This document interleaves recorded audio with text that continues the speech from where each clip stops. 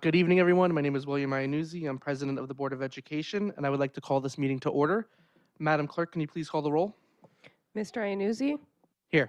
Ms. Barrios Brooks, Ms. Bavosa, Present. Ms. Castellano Minaya, Here.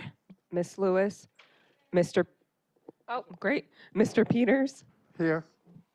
Ms. Ross, Mr. Vega, Here. Ms. Williams. A quorum is present. Colleagues, can I get a motion and a second to go immediately into executive session to meet with district counsel and discuss the employment history of particular persons, which may lead to the employment of a particular person? So moved, Castellano Minaya. Second, Bavosa. All in favor? Aye. Any opposed? Motion carries. We should be out back around 7-ish to start the public session of the meeting.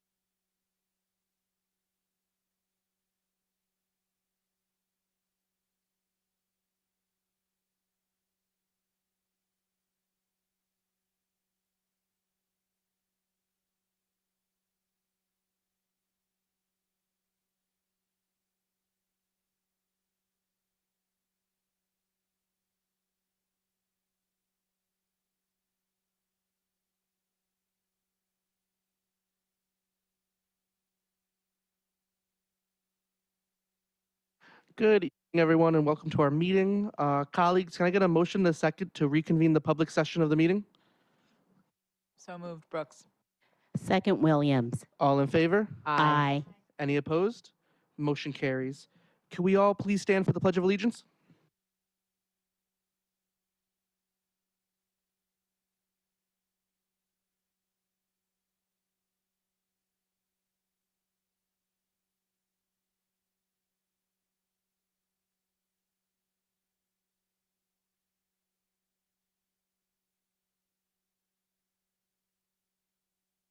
Colleagues, can I get a motion and a second to accept minutes of the Board of Education regular meeting held on October 3rd, 2023, and accept minutes of the Board of Education special meeting held on October 17th, 2023, as submitted by the clerk and secretary to the Board of Education?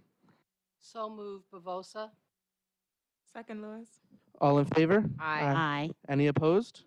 Motion carries. The next item on our agenda is Board of Education announcements. Do any of my colleagues have any announcements they would like to make? I was able to attend the New York State School Board Association conference in Buffalo, a long title, where I got to sit in on a handful of presentations that they recommended we listen in on from, well, you can pick from a handful, but I'm glad that I had the opportunity to go and listen in and hear what they had to say. So thanks for the opportunity. Thank you, Ms. Lewis. Mr. Vega? Yeah, just wanted to also of the staff and parents and students who attended all the different Halloween festivities the past several days. Actually, there was multiple events on different days, and even trunk or treats, which I'm glad that trunk or treats are now in New Rochelle. So yeah, very happy to see all of that good stuff and lots of fun and candy. Thank you. Ms. Bavosa?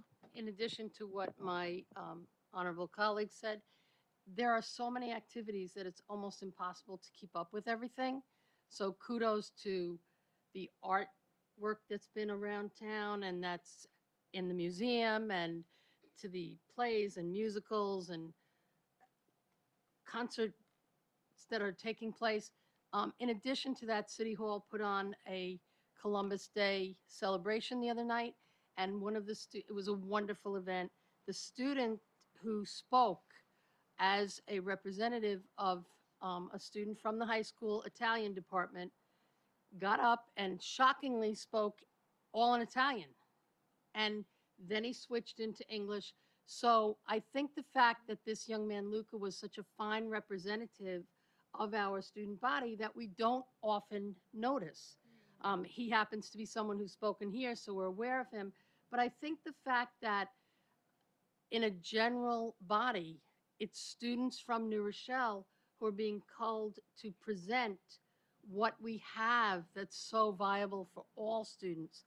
And I would encourage people to just try to keep track and see what's going on. And even if you can only walk by something and feel the happy celebration, whether it's on a football field, whether it's on a soccer field, a baseball field, there really is so much positivity. And in today's day and age, I believe we need that so much. Thank you, Ms. Bavosa.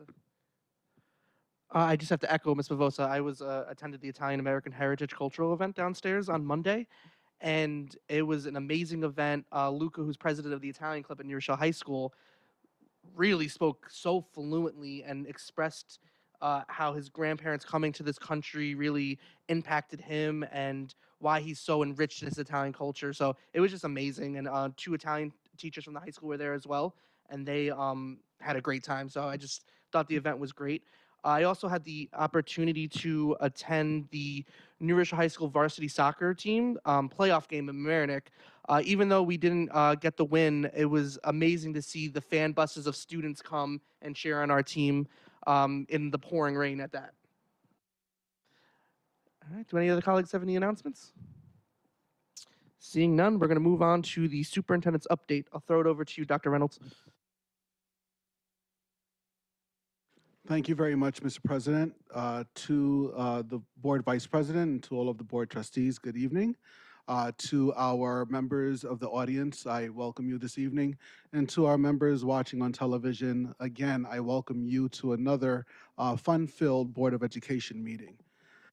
This evening, I have a few announcements. I would like to start off by mentioning that the Jefferson Foreign Language Program was invited to perform a song at the Westchester Coalition of Italian American Organizations proclamation ceremony on October 27th at the Eastchester High School. The students performed El La Mia Scuola, It's My School. The event, honoring all Italian teachers and students of Italian heritage in Westchester, took place as a part of Italian Heritage and Cultural Month, honoring the achievements and contributions of Italian immigrants and their descendants living in the United States. Jefferson School fifth grader Christelle Luci was singled out to receive a Certificate of Excellence in Italian at the elementary level.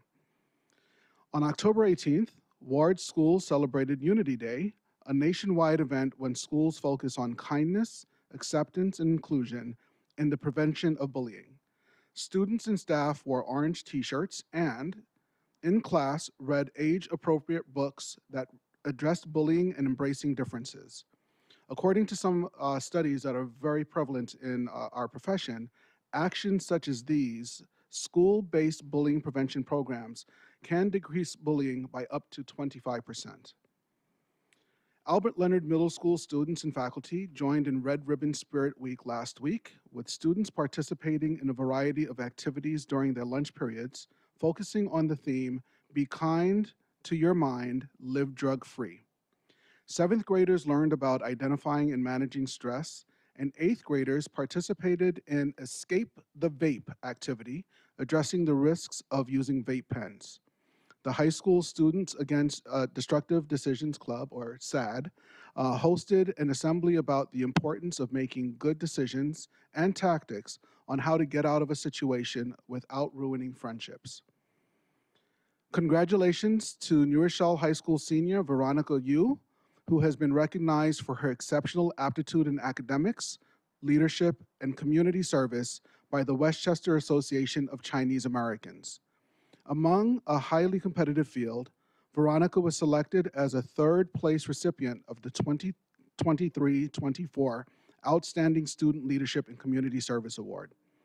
Veronica's list of achievements and community involvement include being named a National Merit semifinalist last month, being co-president of the Math Honor Society, vice president of the Tri-M Music Honor Society, vice president of the Garden Club, a member of the Computer Science Honor Society, an athlete on the girls' varsity tennis team, and participates in the Columbia University Science Honors Program.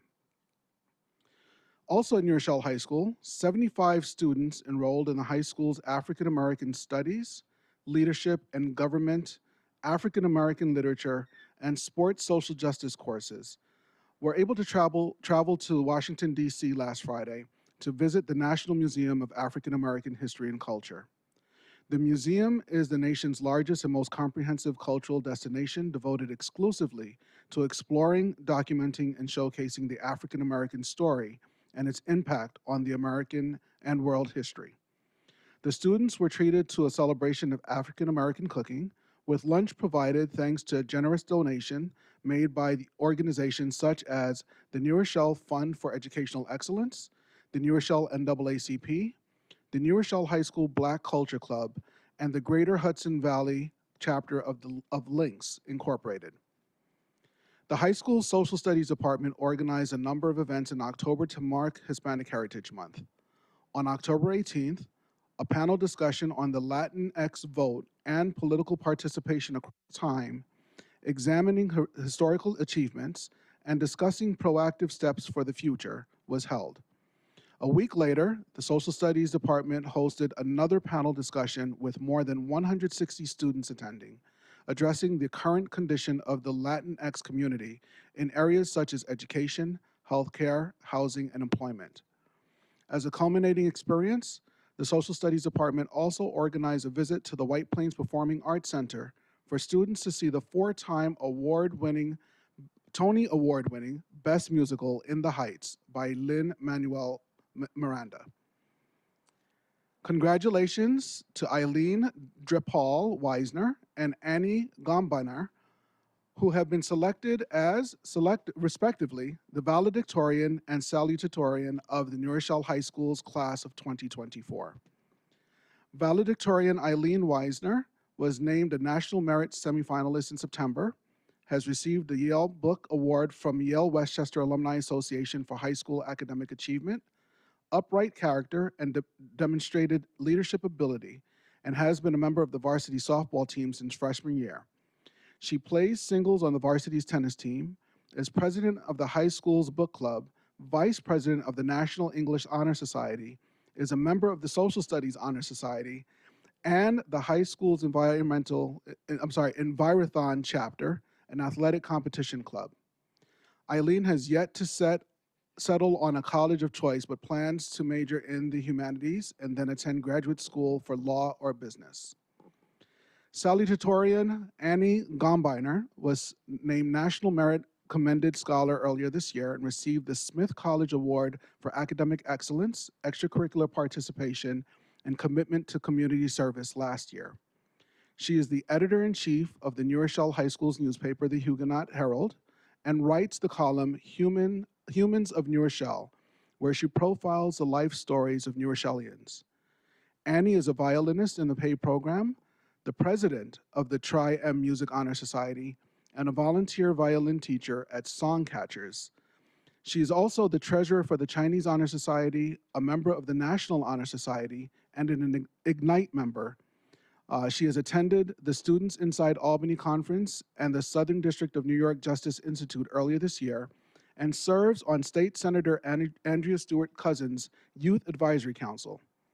With her college plans yet to be finalized, Annie anticipates studying history or American studies with an eye to working in government or as a public interest attorney. When I was in high school, I didn't do a quarter of that.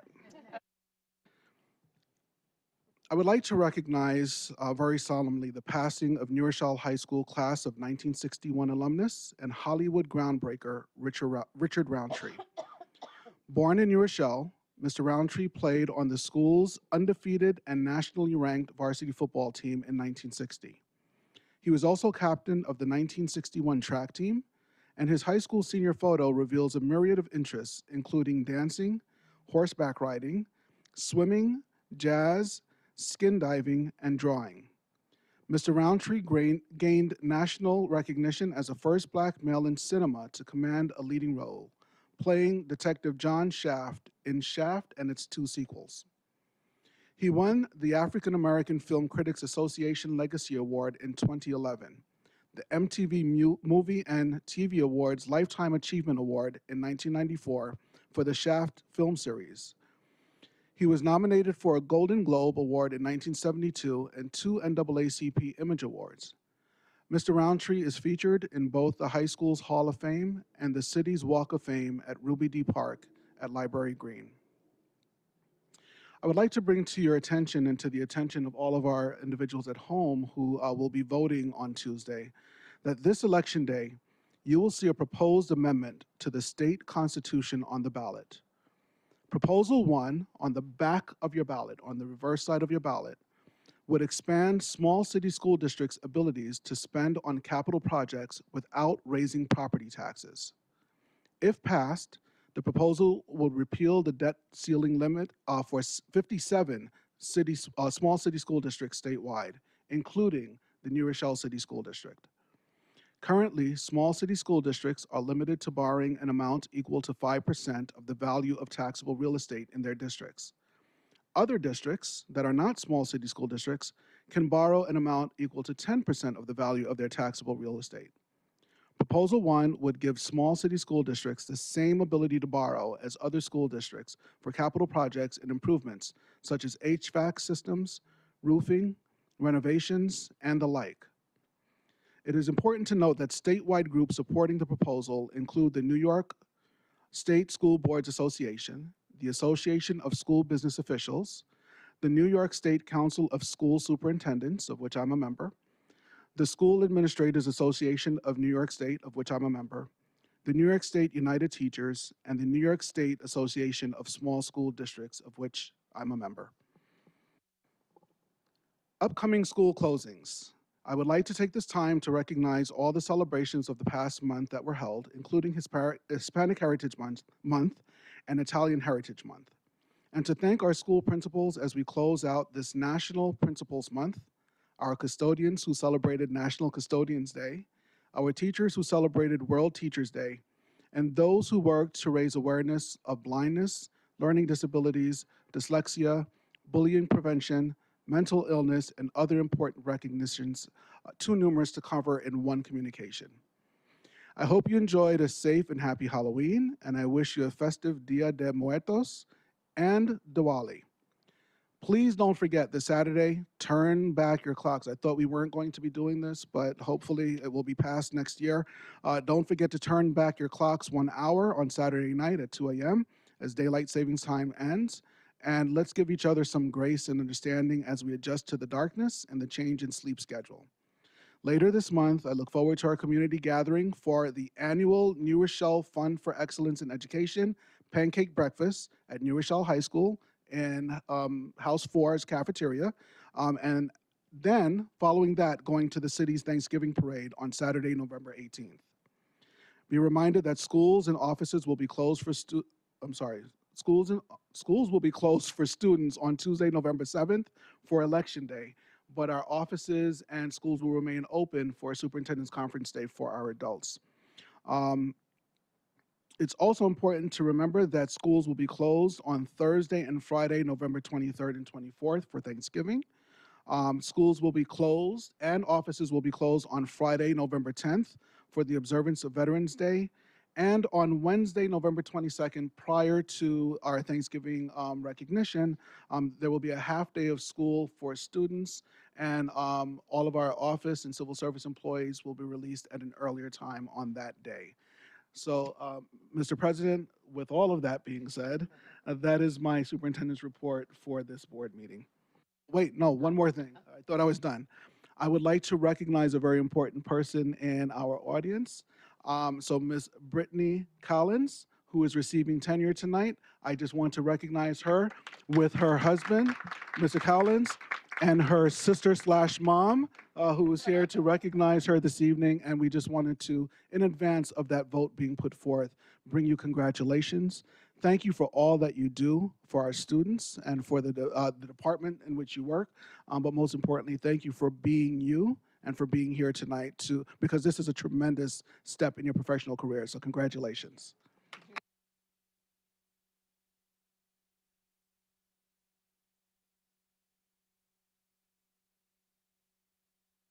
I kind of wish we could recognize everyone, like spread out tenure for the year so we could do that. It's really great to see you and your family here today. Congratulations on this tremendous accomplishment. Yes, on behalf of the board, congratulations. And we will vote on that later on in this agenda today. Oh, Ms. Bavosa, sorry. As someone who got my tenure years ago, whew, that weight seems off your chest. Congratulations. Enjoy every moment. So next up on the agenda is our discussion items, and we have a district HR presentation. So Dr. Reynolds, I'll throw it back over to you. Thank you very much, Mr. President.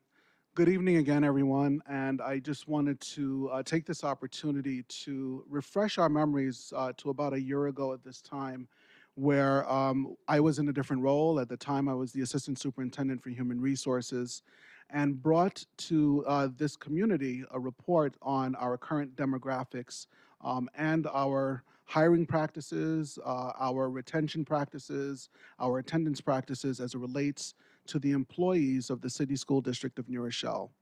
This evening, it is my pleasure and my honor to introduce to you our Assistant Superintendent for Human Resources, Ms. Joan Garone, who will be bringing to us new information as it relates to all of those areas in the area of human resources for the 23-24 school year.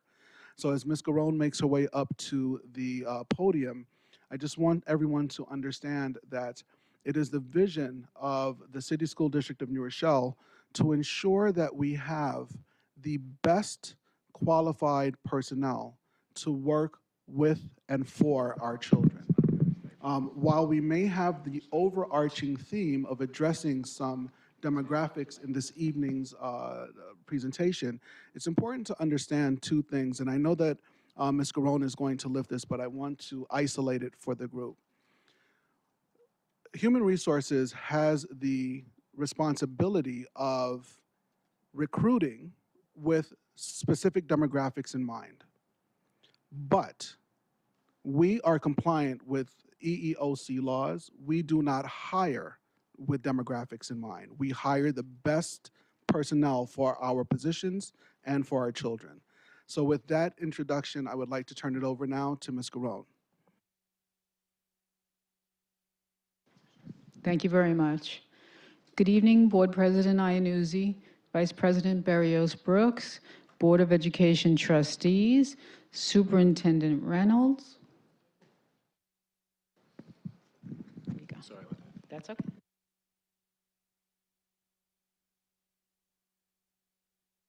That's okay. Thanks, Travis. Board of Education Trustees, Superintendent Reynolds, colleagues, and community members.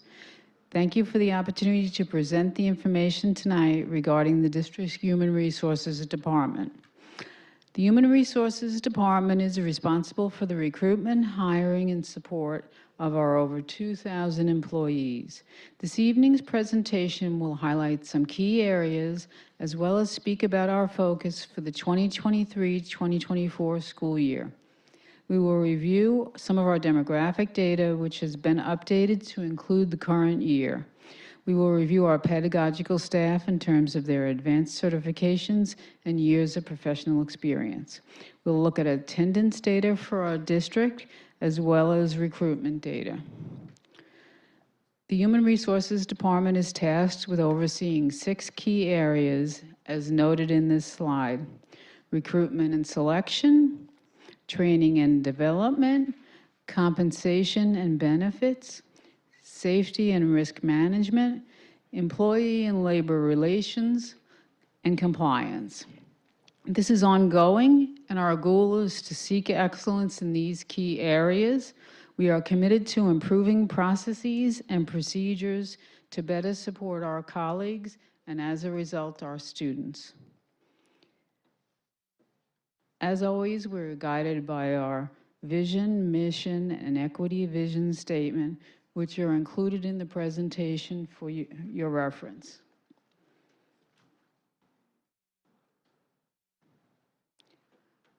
Using the strategic roadmap, thank you, Tracy. Using the strategic roadmap as our guide, we've identified 4 areas of focus for the 2023-2024 school year. They are implementation of position control for all our staff. We had done a pilot with the administrators in the 2022-23 school year, redesigning the teacher orientation and induction program to best support our newest colleagues, implementing automated onboarding and offboarding for all incoming and outgoing employees. This will include an in-depth analysis of our hiring practices.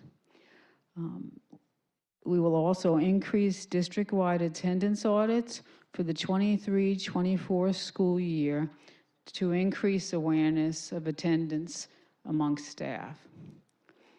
If you recall, in his presentation last year, Dr. Reynolds referenced the first 2 charts with regard to our EEOC demographic information. As an update, we're providing the EEOC demographics for the 2023-24 school year. As the chart clearly indicates, we're making incremental progress with regard to the diversification of our staff. So this slide speaks to the ethnicity of our newest pedagogical hires.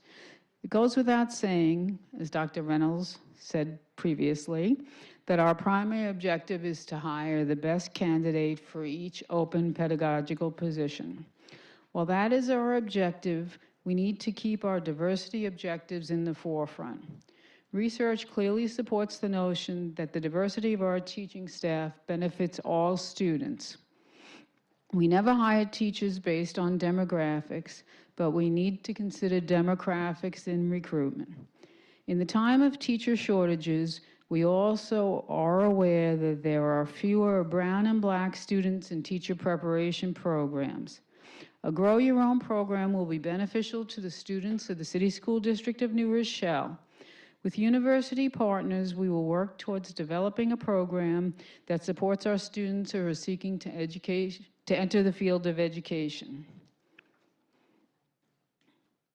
This slide was compiled by the Education Trust of New York, which is a statewide education policy and advocacy organization. They compile data regarding the ethnicity of students and teachers in all districts across New York State, as well as the retention of teachers of color. The data on students and teacher demographics is from the 21-22 school year and notes two indicators: representation and retention of teachers of color. The retention rates for teachers of color are based on school years 2018 through 2022. You'll note that the City School District of New Rochelle is reaching benchmarks in both of these indicators, which we're going to look at in more detail shortly. Okay, so as indicated in this slide, across New York State, students of color represent 58% of all students, and yet teachers of color only represent 21 of the teachers statewide, sorry. As we drill down into this data, the next slide represents the ethnicities of teachers and students across Westchester County. As you can see, once again, the students of color are 58% of the student population, while teachers of color are only 19% of our total teaching staff. And now I want to look closely at the New Rochelle data. Although there is still much work to be done with regard to creating and retaining a more diverse teaching staff, the data for the City School District of New Rochelle is promising. Of the 45 school districts noted in Westchester County, only 8 were highlighted for representation and retention benchmarks for teachers of color. Of note, the City School District of New Rochelle was the only diverse district to make the list. Other school districts of similar demographics had either one or none of the indicators. So I'm going to leave that up for a minute. As noted previously, retention data represents the school years from 2018 to 22. Retention is critical to our student achievement. When staff are invested in the district, they will make their classrooms places where students want to be. Retention of teachers shows their dedication to the students that they serve. Retention rates for teachers of color statewide is 76%. As noted in the previous slide, the retention rate for New Rochelle is between 80 and 83%. So this slide represents the EEOC demographics of our civil service employees. The data is consistent over time, and this group continues to be diverse. This slide is representative of the EEOC demographics of our teachers, clinicians, and teaching assistants. This slide represents the EEOC demographics of our administrators. And now I'd like to move on to some longevity data. This slide represents the longevity of our administrators.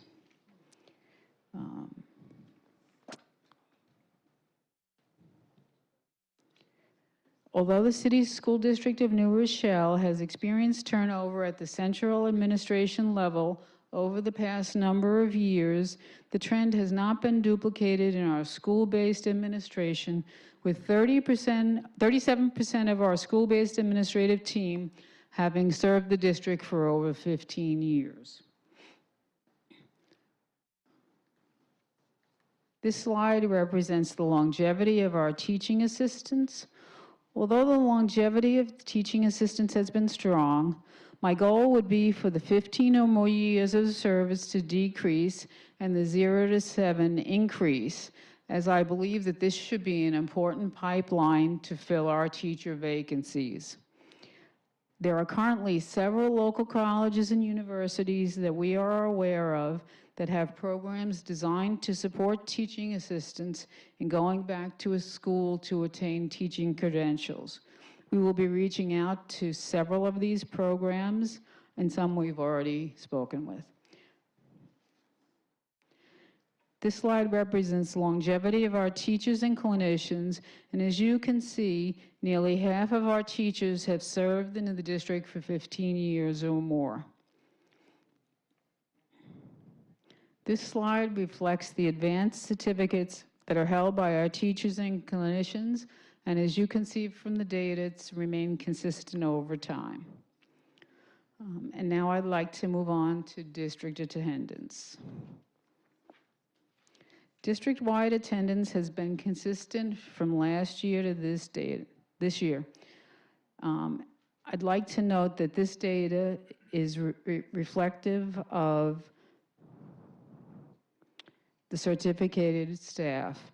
Of note is that the data includes information with COVID and FMLA. I don't believe that we will have actionable data to address attendance issues until COVID is no longer impacting our absences.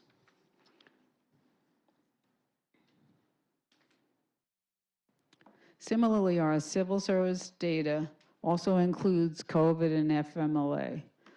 Although the data has been skewed by the COVID pandemic, it's important to provide information to staff so they can also be aware of the totality of their absences. Research shows that if students miss 10% of the school year, their academic achievement is hampered. Likewise, if a teacher is absent more than 10% of the school year, we can expect challenges to student learning. Our staff with less than 5 absences has also remained consistent. We would expect these numbers to increase once the impacts of COVID have receded. This slide represents our certificated staff with fewer than 5 total absences. And this is our civil service employees with less than 5 total absences. Okay. Recruitment and selection. This slide reflects the recruitment and hiring season currently underway. It's always challenging to be recruiting staff once the school year has gotten underway. During this unprecedented time of teacher shortage, it is even more challenging. We currently have 12 pedagogical and 13 civil service positions currently vacant. And here's our district-wide substitute list. So we're currently understaffed in our pool of substitutes, and we are ramping up our substitute recruitment in the following ways. Several members of the human resources staff have participated in job fairs at local colleges and universities in the hopes of, creating some interest in substituting. We have expressed interest to BOCES to participate in their interim program, which is a program where teachers that are in teacher prep programs work 4 days in a district in the same building as building substitutes. On the 5th day, they receive PD that's provided from BOCES. So we've expressed our interest in participating. Student teacher recruitment, we're reaching out to, again, the local colleges. We want to create a robust student teacher program. And we will also be instituting virtual substitute fairs with our administrative colleagues.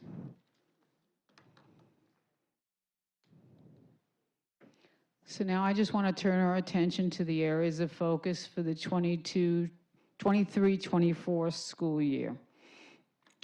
In order to support a streamlined hiring process, we will implement position control for all employees.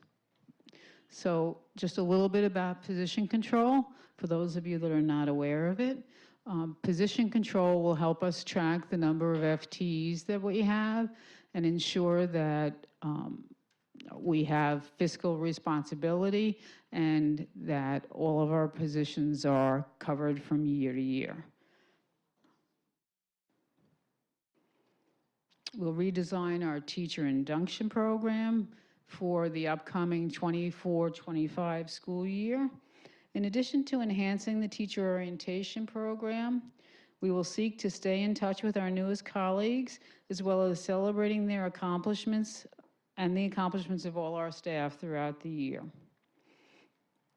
We will create automated onboarding and offboarding through Schoolfront that will allow candidates to be welcomed into the district and will allow for electronic documents such as offer letters, board appointments to be sent to candidates electronically. In addition, it'll allow for a more streamlined offboarding process that will allow for digitizing and routing of documents as well as exit surveys. Finally, we will increase district-wide attendance audits by 100%.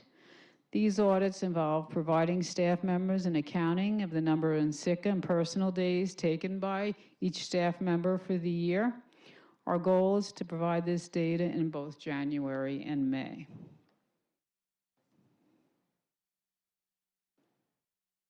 Questions?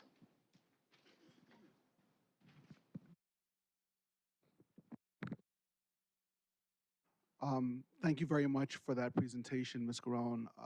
The information that you offered is plentiful, and I'm sure that the board has a few questions. If I could take a moment to highlight just 4 items, if you wouldn't mind going back about 4 slides.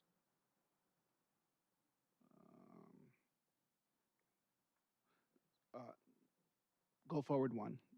Nope, 2 more. So each of the areas of focus for our plan that's presented to you this evening directly addresses a strategic roadmap component that is a part of our planning for our 5-year cycle and, more importantly, for this school year.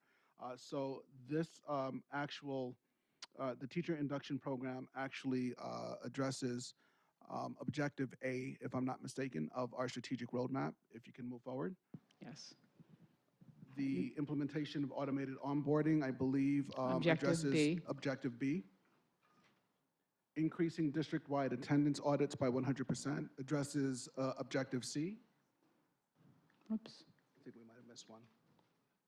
And So it's actually A, B, C, D. D, yes. So So- but the point is, they all address one of the 4 objectives that were detailed in our strategic roadmap. So I just wanted to lift that to the community, to know that this work is not being done from the hip. It's not being done because it's something that we think sounds fun. It's not being done so that we look busy. It's being done with purposeful intent that has already been designed through the development of our strategic roadmap.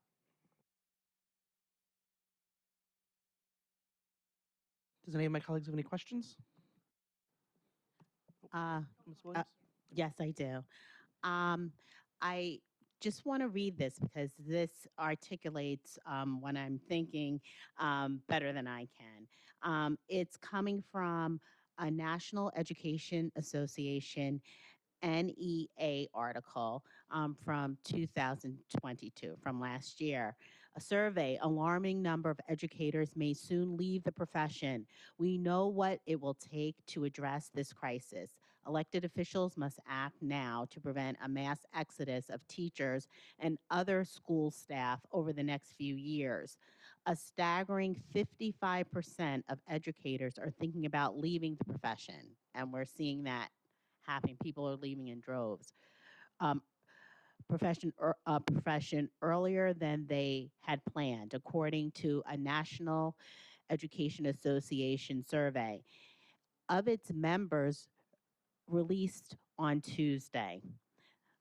This represents a significant increase from 37% in August. Is true for educators regardless of age or years of teaching, driving buses, or serving meals to students. However, the poll found that a disproportionate percentage of Black, 62%, and Hispanic, Latino, 59% of educators already underrepresented in the teaching profession were looking toward the exits. So with that being said, we know that this is a national concern, and it's a concern in our district too. But if we look at other places other than the teaching staff, if we look at the teaching assistants who do offer academic support to the students, but the non-certificated staff and the non-administrative track staff, in those areas, we do see a larger number of Black and Brown staff members.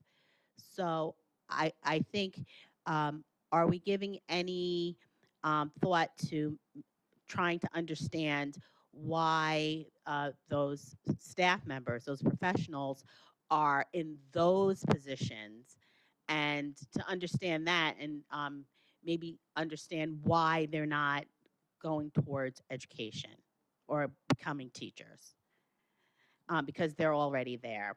And then my other question is, do we have today's students, tomorrow's teachers in our district? That's something that we do have in our high school, and we're looking to move down to our middle schools currently. We're in discussions about that.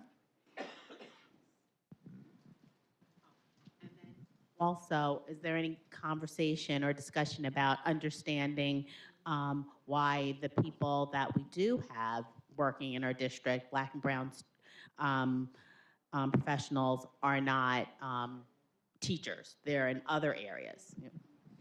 My philosophy is that every position in the district should be a pipeline for another position in the district, because I want to see our people advance and move through the system. I can't speak to why some of our civil service employees haven't gotten the call to teaching. I think that's a very individual decision, but certainly our teaching assistants are right there standing at the strategic window waiting to come in, because they have the education and they've expressed interest in education, and they're in our schools and they know our students. So that's the group that I would like to focus on in terms of moving into teaching, but I'm open to anybody who has a desire to move and grow. Ms. Bavosa? I'd like you to thank you for pointing out so many items on the charts, because I think that makes it a bit more clear for the audience to see. I'd like to congratulate you on 3 key points that I saw, and it piggybacks on, but it does not mention anything about why anyone is in. First of all, to become a teacher, there has to be a heartfelt desire to be in front of a classroom of students or many classrooms of students. And as much motivation as can be provided, to me, it is not a profession, it is a calling. And if you are in a classroom, it's not something that you can simply train for. You have to learn how to breathe it. I do think that the key points of encouraging staff leadership is crucial, and we have witnessed it in the last few years. I do think that encouraging in-district professional development allows those people on all levels to move forward in whatever path they so choose. I think that celebrating staff is crucial. And I didn't just say celebrating teachers, although I would always put a special celebration mode out there. But in addition to teachers and teaching assistants and teaching aides, all staff, we need to celebrate. We need to pick up the baton and move that baton around so that each person feels comfortable in his, her, their role. I, for one, envy people who can do certain things in categories where I'm lucky I can, figure out how to put the key in the door. Never mind. But get me in that door and I'm golden. So I think each person needs to find the niche in which to belong, and we need to encourage that niche widens and widens and widens, and that we keep the golden people here. I would agree with you. Thank you, Ms. Bavosa. Ms. Lewis? Just a quick comment. So this is kind of what I do for my 9 to 5, and I just want to say that New Rochelle compared to national standards, state standards, the city is doing really well. So I just want to applaud all the work that you guys are doing to keep our percentages in the 80 percentile. It's not an easy feat. And I think like districts around the country will be able to tell you how difficult it is. And I'm sure even once you're taking in consideration of how many people are staying, like the retention rates, and then you're saying, okay, we're going to add that to those who are retiring, right? Like people are just going to retire. And so you also have to remember that you got to remove that percentage too, to think about who's actually leaving because they don't like being here. That's a totally different percentage than people who are leaving for retirement reasons, or maybe their family moved, or their family's growing, or New Rochelle's expensive to live, like things that are just out of our control as a school district. So just wanted to applaud you all for your hard work. Thank you, Ms. Lewis. Ms. Brooks? I first want to echo, especially the point that Ms. Lewis just made, which is, we are on many measures doing better than our peers locally and nationally, and that is something to really celebrate. You mentioned the Grow Your Own program and work that we're doing here, and I'll just sort of, to Ms. Lewis's point also, New Rochelle's a great place to live, and people come back here and want to raise families here. And so I think we are well positioned to continue to do that work to grow our own and encourage them to come back and raise their children here as well, and teach here and work here and grow here. So I'm excited to hear more about that in the coming years. And as a board, I think that should be I'm just speaking for myself, but I would like that to be a priority, especially given that there will likely be teacher shortages for a long time. So when we think about careers that our young people should be thinking of, not only would that serve us well to have people who came back, but also would serve them well in their careers as well.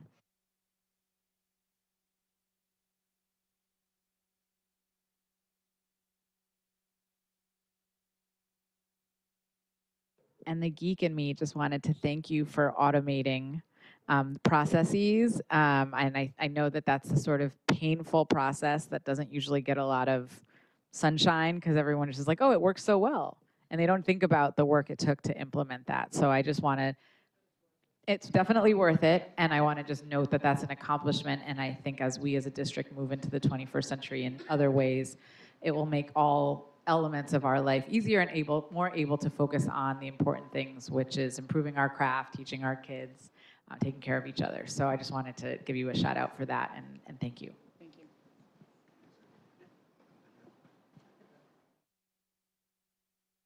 you. Through the indulgence of the president, I just wanted to really focus in on two things that were mentioned. So my first true professional mentor in education shared with me why I got the job, even though I flubbed the interview, right? And she simply summed it up in there's a difference between the art of teaching and the science of teaching.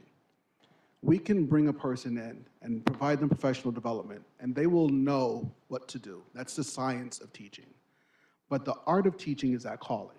It's that thing that's in you that you can't create, you can't teach, you can't educate someone to do. It has to be part of your DNA. And I say that because we have so many people in this district who are truly artists in teaching. And it becomes a self-fulfilling prophecy because when that devotion, when that dedication, when that enthusiasm and that passion comes through to the students, you get what it is that we experience here at every new teacher orientation. Students who come back as teachers at some point in their lives. So as long as we continue to produce those artists, as long as we continue to show that the passion behind what it is that we're doing in the classroom setting is true and authentic to our students, we're going to be able to continue that mill of professionals because some of our students inevitably will want to come back as teachers, and that is the goal. And that is why we're trying to create these pipelines for students now through today's students, tomorrow's teachers, through these opportunities where they can dip their toe in the experience of education, potentially go to a school for education, and then come back and give back to their community. And that's how we make generational New Rochellians. So we're hoping that that self-fulfilling prophecy comes into play through some of the practices that we're putting into place as represented in this evening's presentation. Thank you, Dr. Reynolds. I just had a question about substitutes. Looking on slide 23, it looks like we had a pretty big drop in subs from last year. I just want to know if you have any insights of why that is happening, or is that just a nationwide problem as well? I mean, substitutes shortages are nationwide, but in terms of those numbers, I look to see, did people leave substituting to become leave replacements? We have a couple that did that. But it's just, the teacher shortage is such that districts in the past that wouldn't even look at a candidate are hiring them. If they're close to their certification, they make allowances. We don't do that, but I think that's pulled away from the potential pool of people that in the past would be happy to sub for a couple of years out of school. They don't exist anymore. People are being snatched up into the profession as quickly as they get out of school. Ourselves, Tracy and I, have been calling teacher preparation programs and being like, do you have any students you can tap on the shoulder? Anybody have an internship certificate or is eligible for one? And they're working with us, but students are just getting so many offers even right out of school. Which if any students are listening tonight, that's a great recruitment opportunity for you.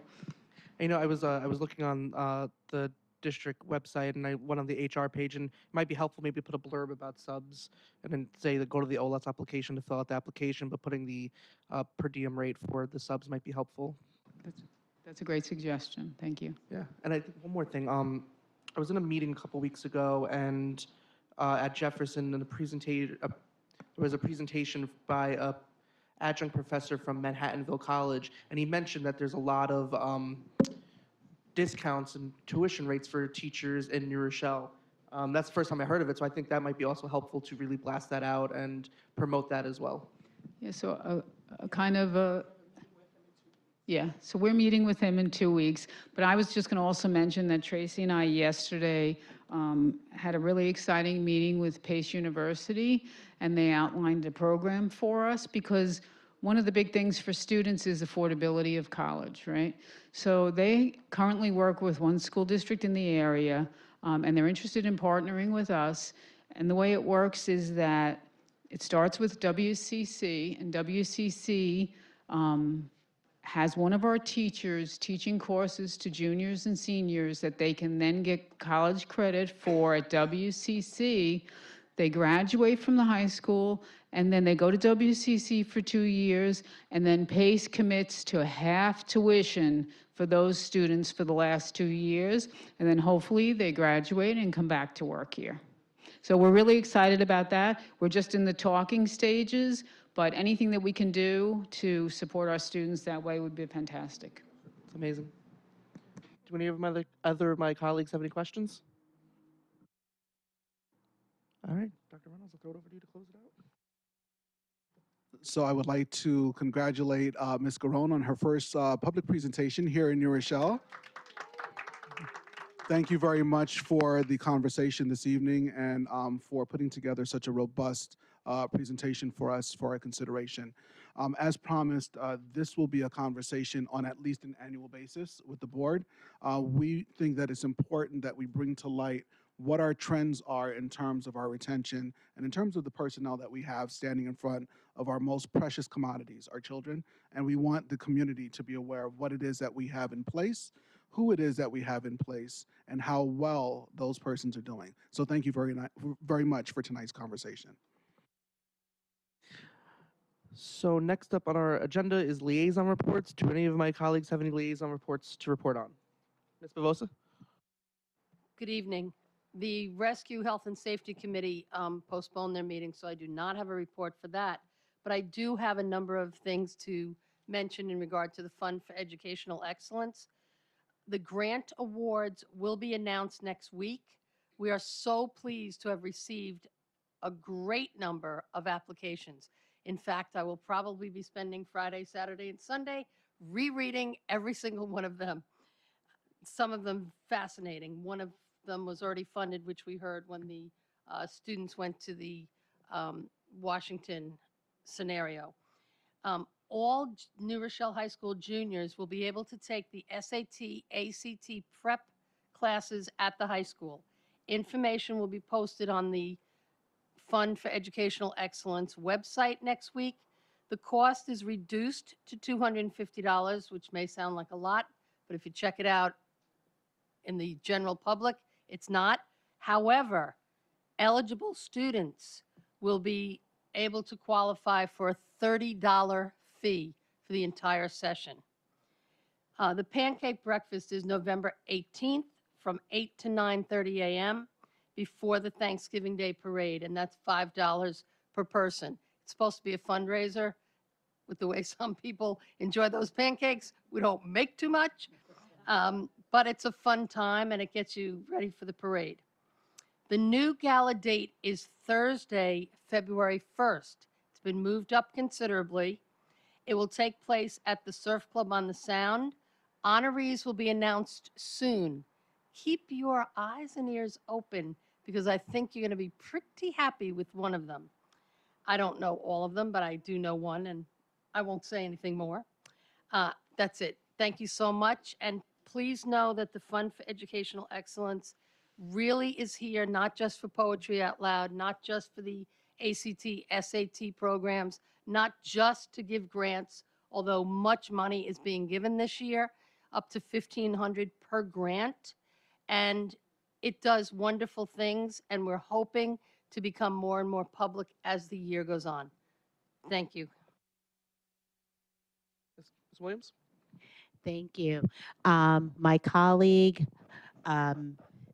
Mr. David Peters, and I are the co-chairs of the policy committee. We met on October the 18th with Dr. Reynolds and members of his cabinet, and we are in the process of always reviewing and updating our policies to present to the public and to our colleagues on the board.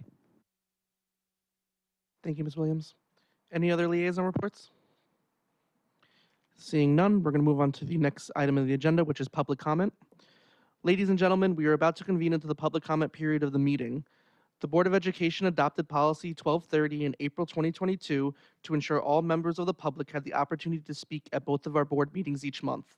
We believe it is crucial for us to hear from our community members about their concerns and issues.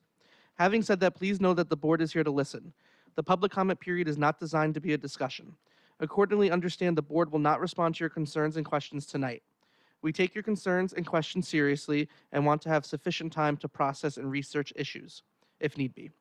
We will, however, respond to your questions and concerns at a future meeting or have the proper staff member get back to you at the appropriate time.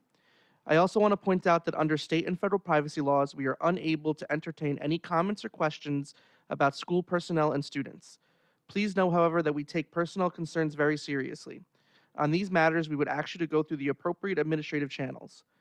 Finally, we recognize that right now our nation and our community are polarized on a number of issues. That said, we want our school board meetings to serve as an example to our students that members of our school board and members of our community can deal with controversial issues in a civil manner and demonstrate mutual respect for one another. In that spirit, we will insist that all speakers and members of the audience maintain civility and respect for any divergent views that others possess. We ask that speakers please address their comments to the board directly rather than the audience. In the unlikely event the meeting becomes unruly, the board will recess the meeting and return once order has been restored. Finally, I want to remind everyone that you may submit comments to the board in lieu of speaking during the public comment period if you so choose. Tonight, we have set aside 45 minutes for public comment, where each speaker who has signed up before 3:30 p.m. today has 3 minutes to speak. If a person requests to speak after 3:30, speakers may sign up in person at the meeting with the clerk, and you'll be afforded the opportunity to speak for 2 minutes during the public comment period if time permits. Our first speaker of the night is Mr. Norman Hopman.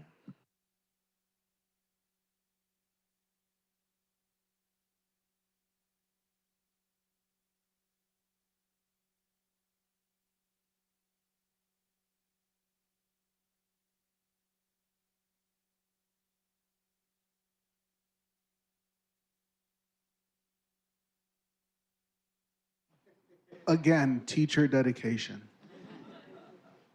I do love the mic, though. Whenever you're ready. Thank you for being helpful to the community, including the audience. The problem, as you has expressed earlier, is that that clock isn't working.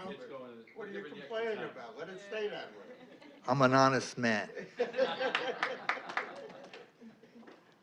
High degree of goodness in our school system here. We do have some issues with bullying and drugs and violence. So the solution is partially and very effectively mindful minute every day.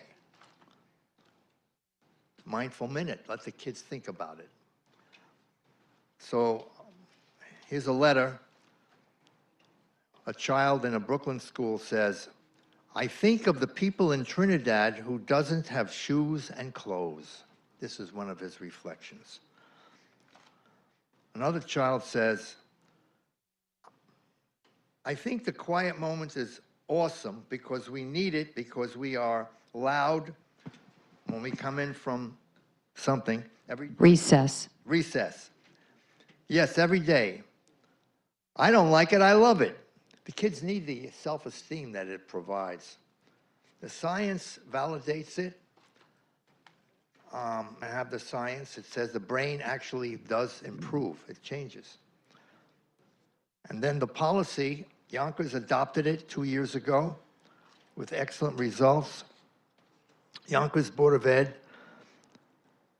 I don't see the date. The opening exercises will be the Pledge of Allegiance, April 21, 2021. And then it describes in one paragraph, includes a brief period of silent meditation for up to 1 minute. That's according to this state law, up to 1 minute. Let's have it in this school system. We want to vote it in. You want to vote it in. And I'll end with just another good way to get the kids in on a higher level is to provide this sign here.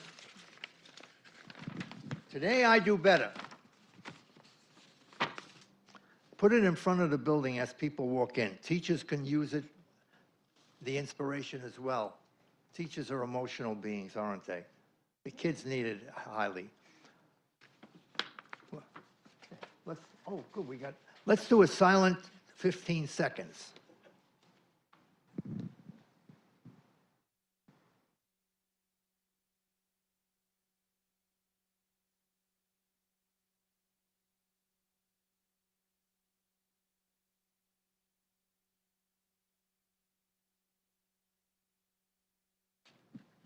I'm pleased to say we all get better every day.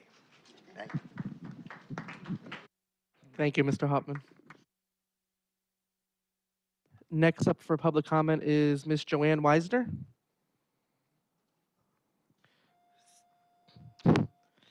Next up is Mr. Vincent Malfitano.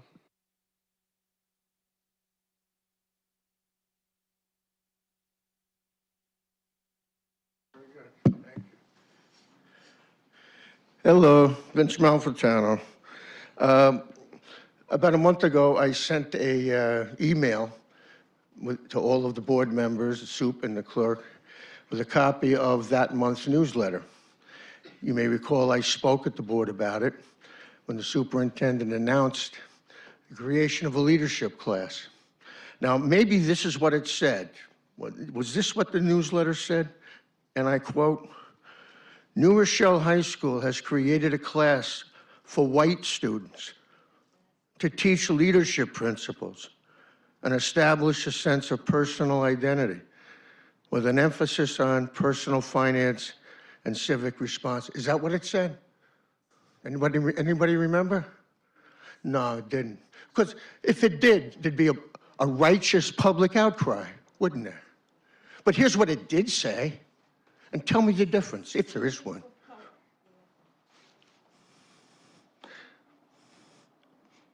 It said, New Rochelle High School has created a class for students of color to teach leadership principles. And then there's a nice picture next to it of Miss Collins Thomas leadership class. Nice looking group of kids, all black. White kids need not apply. Is that the values of our district? Is that your values? I didn't receive one response from a board member. I even stopped into your office a few weeks after I emailed you, and I asked your secretary, could you please ask the superintendent to respond to my inquiry and asking that this blatantly racist act by our district be remedied? It hasn't been. So is that who we are?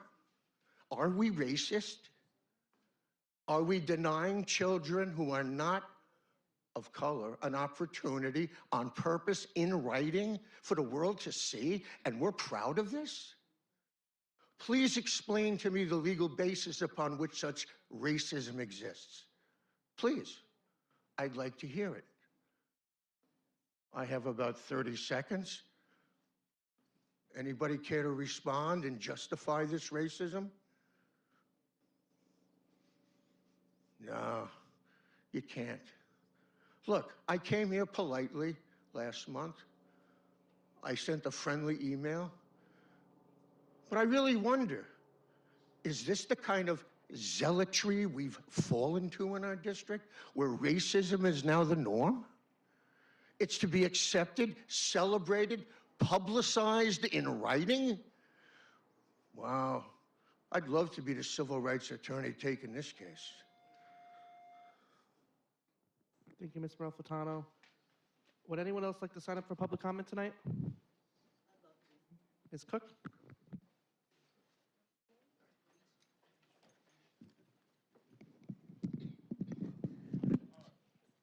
I can't move it? Oh, I can move it. Okay. As long as I hold it. Yeah, I'm going to hold it. My name is Aisha Cook. I am a teacher in the district. I'm also a parent of 2 African American daughters who've come through this school district. And neither of them have seen more than probably collectively 5 teachers of color from kindergarten to 12th grade. I wish there was a program like the one you just mentioned for my daughters when they were going through the school system. Students of color need to see themselves reflected not only in curriculum, but also by the teachers who are in front of them. And if they don't, they need an opportunity to feel celebrated, loved, appreciated, elevated, because they don't feel elevated all day long when they are the only one in a class and when no one in front of them giving them instruction looks like them. So yes, I celebrate that we have 27% maybe teachers of color. It's still not enough. And we have to do better for our children. And no, it is not reverse discrimination to see a class of Black and brown children smiling, elevated, appreciated, feeling like they belong in a school where there's only Ms. Collins and a couple of others who look like them. So thank you. And do more. Thank you, Ms. Cook. Would anybody else? We'll do Ms. Carl and then Ms. Dasim.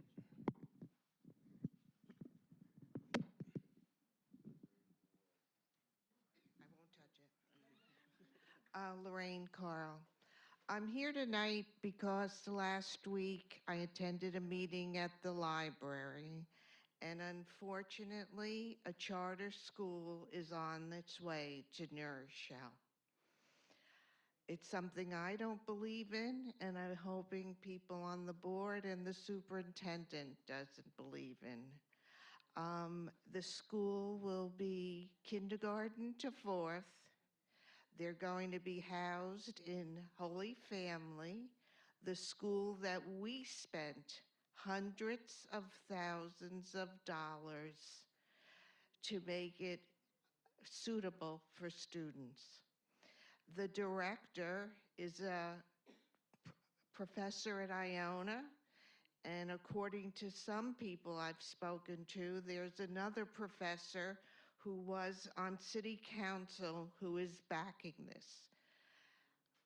It's so disturbing that this person said he's there only to make our district better and it's free. we all know nothing is free. So 400 students will be taken from us. What does that mean for our budget? What will we be cutting? And will we be cutting staff, programs?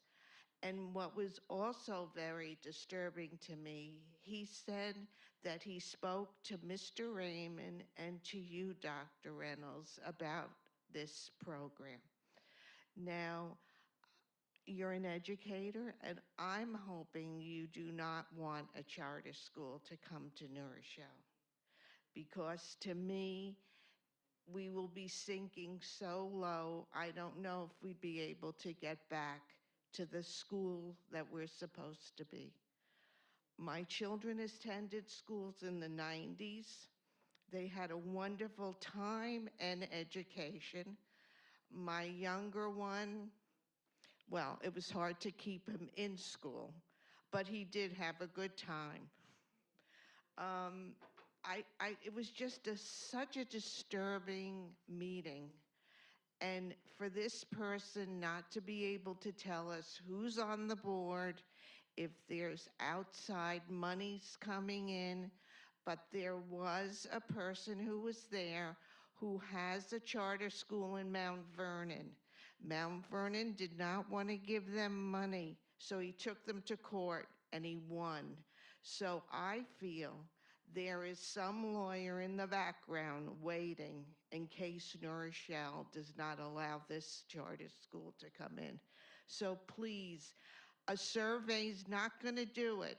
You have to get a show together or something and reach all of our parents and tell them about New Rochelle.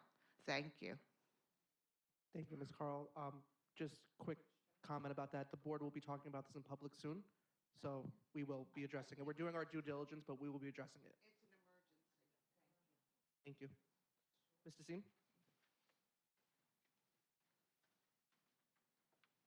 Hi.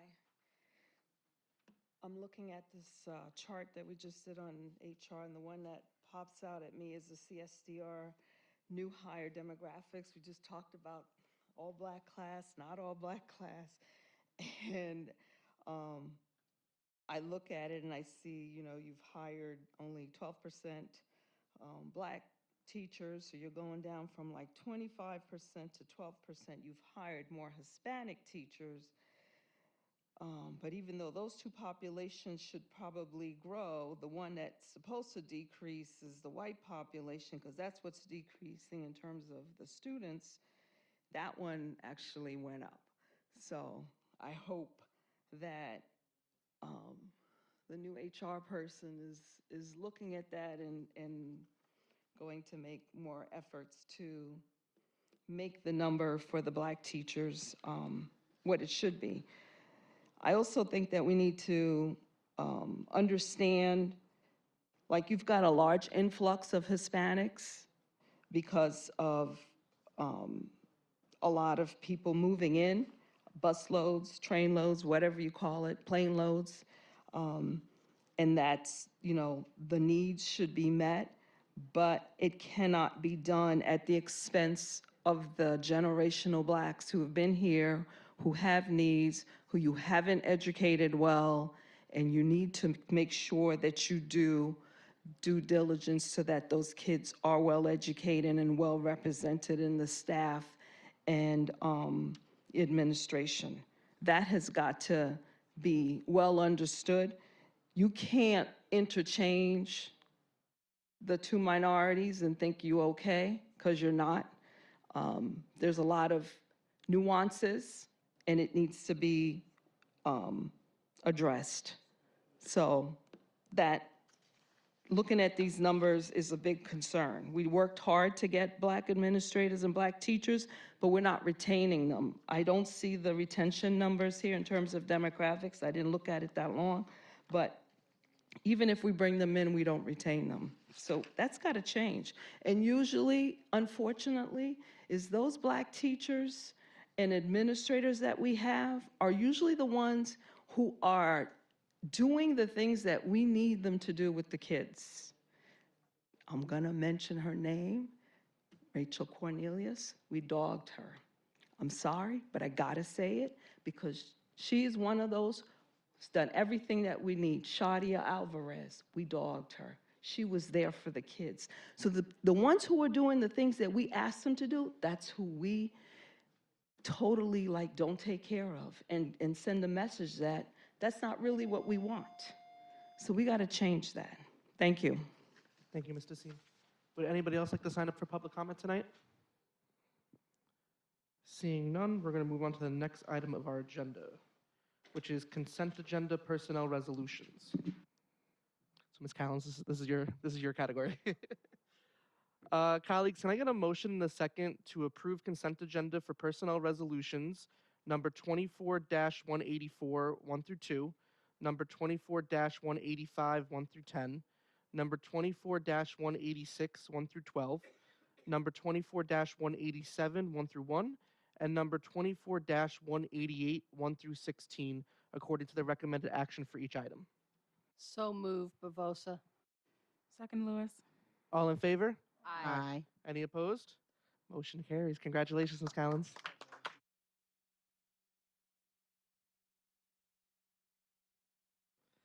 Next up is our new business consent agenda general resolutions. Colleagues, can I get a motion and a second to approve consent agenda for general resolutions number 24-189 through number 24-198 according to the recommended action for each item? So moved, Bavosa. Second, Lewis. All in favor? Aye. Any opposed? Motion carries. Our next meeting will be Tuesday, November 14th at Albert Leonard Middle School. Tonight, we are adjourning in memory of several people. Flora Secular, a retired teacher with the district who passed away on September 4th, 2023. Carolyn Bank, a retired 4th and 6th grade teacher district-wide who passed away on September 29th, 2023. Alfia J. Livicari, the mother of the New Rochelle Fund treasurer Tom Livicari, who passed away on October 2nd, 2023. Jacqueline Smith, a retired administrative dean at Isaac Young Middle School, who passed away on October 11th, 2023. And Richard Roundtree, a New Rochelle High School alumni, class of 1961. He was a Hollywood groundbreaker and the first black male in cinema to command a leading role, playing Detective John Shaft in Shaft and its 2 sequels. Roundtree won the African American Film Critics Association Legacy Award in 2011, the MTV Movie and TV Awards Lifetime Achievement Award in 1994 for the Shaft film series. He was nominated for a Golden Globe Award in 1972 and 2 NAACP Image Awards. He's featured in both the high school's Hall of Fame and the city's Walk of Fame at Ruby Deer Park at Library Green. Colleagues, can I get a motion in a second to adjourn the meeting? So moved, Williams. Second, Lewis. All in favor? Aye. Any opposed? Motion carries. Good night, everyone.